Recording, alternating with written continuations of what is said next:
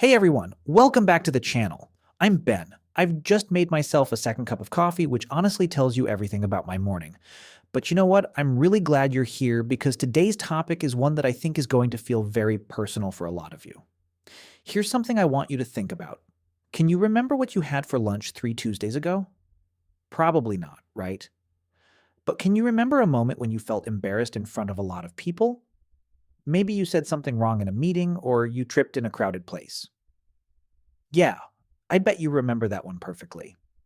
Why is it that the painful, awkward, or frightening moments stay with us so much more clearly than the happy, comfortable ones? That's exactly what we're exploring today.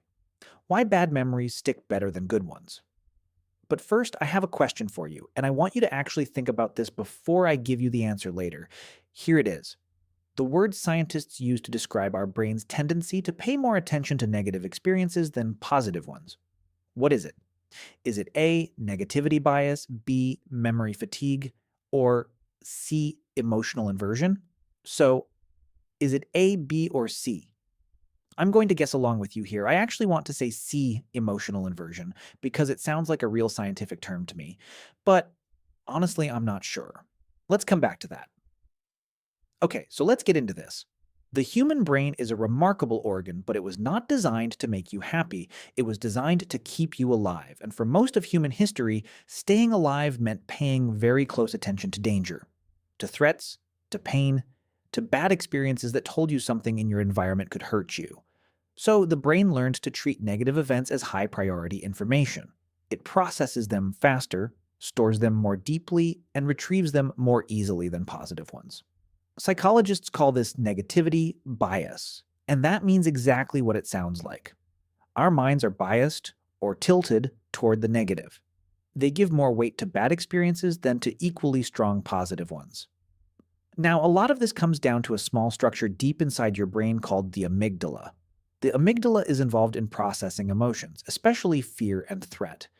When something bad happens to you, the amygdala sends a kind of alarm signal that tells the rest of the brain, record this carefully, we need to remember it.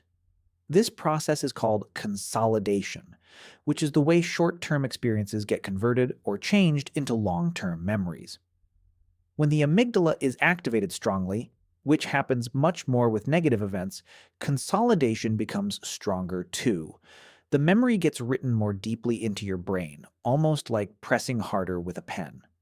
And here's another important word: arousal. In psychology, arousal doesn't mean what you might first think. It simply refers to a state of heightened alertness or emotional intensity. High arousal events, things that shock you, scare you, or upset you, are remembered far better than low arousal events. A pleasant afternoon reading in the garden is low arousal. Seeing a car accident right in front of you is high arousal. Your brain treats those two experiences very differently when it comes to storage and recall. I asked a few people what they think about this. Here's what they told me. I've had so many amazing holidays and I can barely remember most of them. But one time I got completely lost in a city alone at night. I was terrified, and I can still picture every detail of that street 10 years later. My first week at my new job was mostly fine, but I made one small mistake on my second day, and I still think about that mistake. All the good feedback I got just kind of faded. Ben, I keep a journal to write down happy moments on purpose because I know my brain won't hold on to them the way it holds on to bad ones. It actually helps. Interesting, right? That last one especially, keeping a journal of good moments as a conscious strategy. That's something we'll come back to in a second. So we know the brain stores negative experiences more deeply. But why does this feel so unfair, and is there anything we can actually do about it? Well, first it's worth understanding one more layer to this. Negative memories don't just stick more strongly, they're also more likely to intrude on your thinking without being invited. You might call this rumination, which means dwelling on a thought or memory repeatedly, often without wanting to. You're on the bus, perfectly fine, and suddenly your brain replays that argument you had with a friend 2 weeks ago. That's rumination. And it tends to happen with negative content far more than positive content, which is why stress, anxiety, and low mood can create a kind of cycle that's hard to break. However, and this is important, our brains are not completely fixed.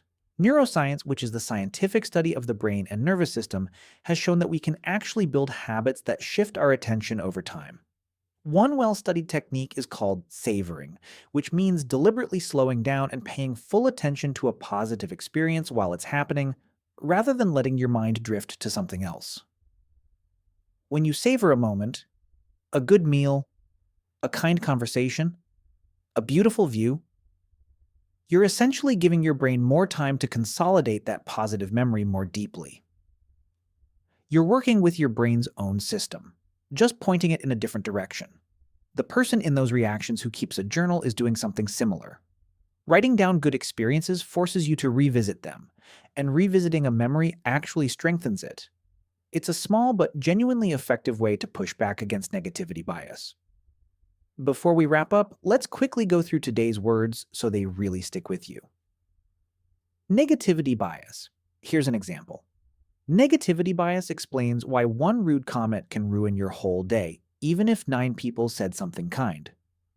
Consolidation. Try this one. Sleep actually helps with memory consolidation, which is one reason studying late at night and then sleeping is better than staying up all night. Arousal. Remember, this is the psychological meaning. The high arousal she felt during the thunderstorm meant she remembered every detail of that night for years. Rumination. Here's one. His rumination over the failed exam kept him from enjoying the weekend. And savoring. She practiced savoring her morning walks by leaving her phone at home and just paying attention to the world around her. Okay, time to answer that quiz question. The word for our brain's tendency to pay more attention to negative experiences. The answer is A, negativity bias, which means I was wrong. I guessed C, emotional inversion. That's not actually a term. I should have trusted my instincts on A because we literally just talked about it. I think my own negativity bias made me overthink it. Here's the takeaway I want you to leave with today. Your brain isn't broken because it holds on to the bad stuff. It's doing exactly what evolution built it to do. But knowing that gives you real power to gently push back, one savored moment at a time. Comment practice. And I'll reply with today's phrase. Thanks so much for watching, and I'll see you in the next one.